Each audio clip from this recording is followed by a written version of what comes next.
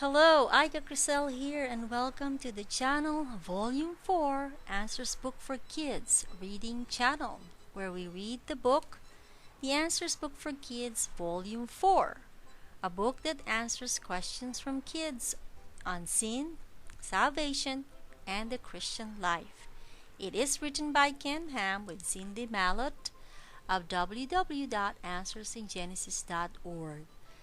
It's midsummer 2015, and if you're still looking for a place to visit, I encourage you to visit Kentucky, USA, where you'll find the Creation Museum as well as the life-size Noah's Ark that is being built today. That's also in Kentucky, USA. On the screen, we have Cherry Blossoms from Japan, who is going to read with us today. And the question we're going to read today is from Lane T, age 10, Kansas, USA. And this is the question that was mailed in. When Jesus comes back, why will all of nature, like the mountains, trees, rocks, etc., bow down to him? And how will they do that?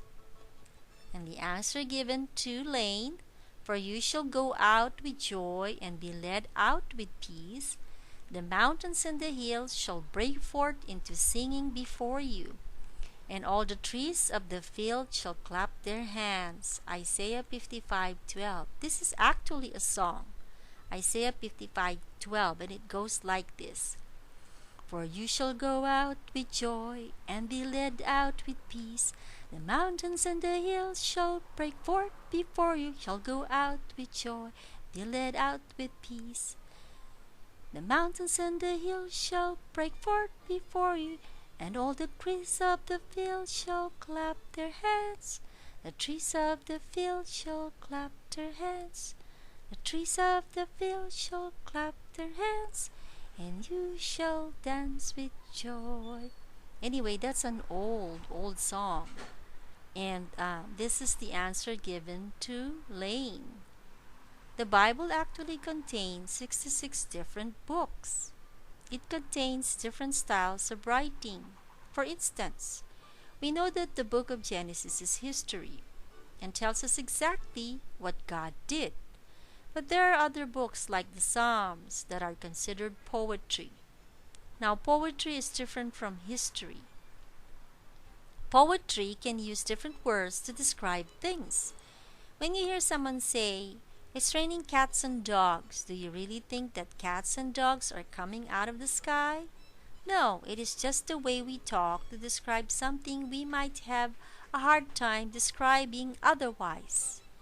So when God tells us that the mountains and the hills will cry out and the trees will clap their hands, God is describing joy and delight and praise that is really too great to even imagine.